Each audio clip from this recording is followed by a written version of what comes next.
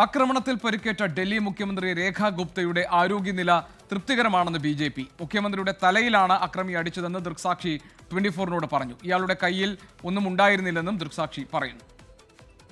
वहाँ जब देखा हमने कि चिल्लाने की आवाज़ आई तो देखा तो वो अटैक करने वाला था, उन पे अटैक कर दिया उसने। और मतलब जब वो हाथापाई उसने करी, बाल वाल खींचे उनके साथ, तब तक उनकी सिक्योरिटी भी वहीं थी, उन्होंने पकड़ लिया उसको। नहीं, कुछ वेपन कुछ नहीं था। हाँ, हाथ से ही उसने मारा उनको. അക്രമി രാജേഷ് കിംജിയെ പോലീസ് ഇപ്പോൾ ചോദ്യം ചെയ്യുകയാണ്. ഡൽഹിയിൽ മുഖ്യമന്ത്രിയുടെ ഔദ്യോഗിക വസതിക്ക് മുന്നിൽ നിന്ന് ഞങ്ങളുടെ പ്രതിനിധി അജീഷ് ജയകുമാർ ചേരുന്നുണ്ട്. അജീഷ്, ഈ മുഖ്യമന്ത്രിയുടെ പരിക്ക് സാരമുള്ളതാണോ?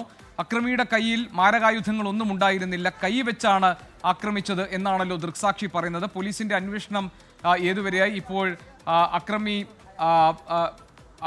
രാജേഷ് കിംജിയെ പോലീസ് ചോദ്യം ചെയ്യുന്നു എന്ന വിവരമാണല്ലോ നമുക്ക് വരുന്നത്. എന്തൊക്കെയാണ് അജീഷ് മറ്റു വിശദാംശങ്ങൾ?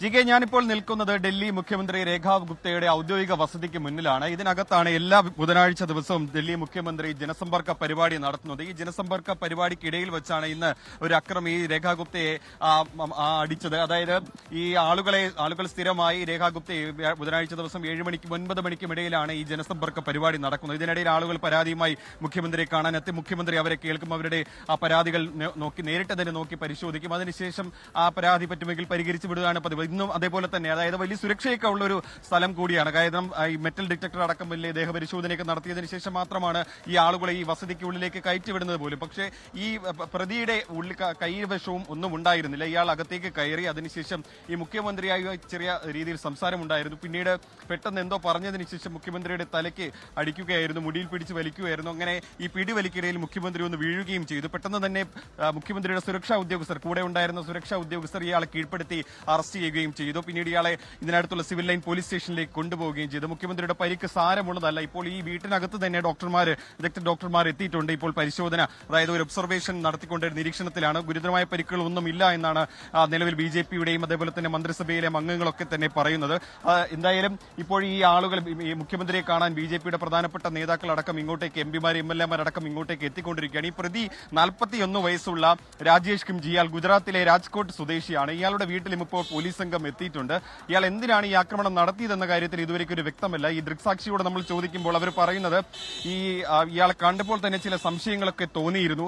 അതിന് ഇയാളെ ഇങ്ങനെ എന്തോ ഒരു സംശയം, പന്തികേട് തോന്നിയിരുന്നു എന്നാണ് ദൃക്സാക്ഷികൾ പറയുന്നത്. എന്തായാലും ഇയാളെ കൂടുതൽ ചോദ്യം ചെയ്ത് വരികയാണ് പോലീസ്. ഇപ്പോൾ ഇയാളുടെ ഇതിൽ നിന്നാണ് കൂടുതൽ വിവരങ്ങൾ പോലീസിന് വ്യക്തമാവുക. ഏതെങ്കിലും തരത്തിൽ രാഷ്ട്രീയ വൈരാഗ്യം കൊണ്ടാണ് ഈ ആക്രമണം നടത്തിയത്, അല്ലെങ്കിൽ ഇയാൾക്ക് മാനസികമായി എന്തെങ്കിലും പ്രശ്നമുണ്ടോ തുടങ്ങിയ കാര്യങ്ങളാണ് പോലീസ് പ്രധാനമായി അന്വേഷിക്കുന്നത്. എന്തായാലും ഈ ആക്രമണത്തിന്റെ ഒരു പശ്ചാത്തലത്തിൽ ഡൽഹി മുഖ്യമന്ത്രിയുടെ വസതിക്ക് മുന്നിൽ പോലീസ് സുരക്ഷ കൂട്ടിയിട്ടുണ്ട്. ഇപ്പോൾ ഡൽഹിയിലെ ഉയർന്ന പോലീസ് ഉദ്യോഗസ്ഥരടക്കം ഇവിടെ എത്തിയിട്ടുണ്ട്. മാത്രമല്ല ഇതിന് ചുറ്റിലും പോലീസ് ബന്ദോബസ്ത് ഒരുക്കിയിട്ടുണ്ട്. എന്തായാലും പോലീസിന്റെ അന്വേഷണം ഊർജ്ജിതമായിട്ട് തന്നെ നടക്കുകയാണ്. ഇയാളുടെ വീട്ടിലും ഇപ്പോൾ ഗുജറാത്തിലെ രാജ്കോട്ടിലെ വസതിയിലും പോലീസ് എത്തി എന്നാണ് നമ്മൾ മനസ്സിലാക്കാൻ സാധിക്കുന്നത്. ശരി, അജീഷ് ജയകുമാറാണ് വിവരങ്ങൾ നൽകുന്നത്. ഡൽഹി മുഖ്യമന്ത്രി രേഖ ഗുപ്തയ്ക്ക് ഇന്ന് ആക്രമണം നേരിടേണ്ടി വന്നത് രാജേഷ് കിംജി എന്ന ആളിൽ നിന്നാണ്. അയാൾ ഇപ്പോൾ പോലീസ് ചോദ്യം ചെയ്തു വരികയാണ്.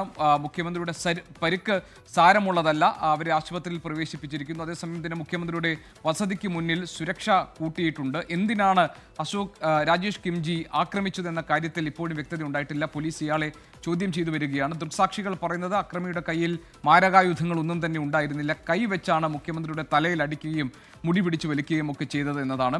ഞങ്ങളുടെ പ്രതിനിധി മുഖ്യമന്ത്രിയുടെ ഔദ്യോഗിക വസതിക്ക് മുന്നിൽ നിന്നാണ് അജീഷ് ജയകുമാർ നമുക്ക് ഈ വിവരങ്ങൾ പങ്കുവച്ചത്.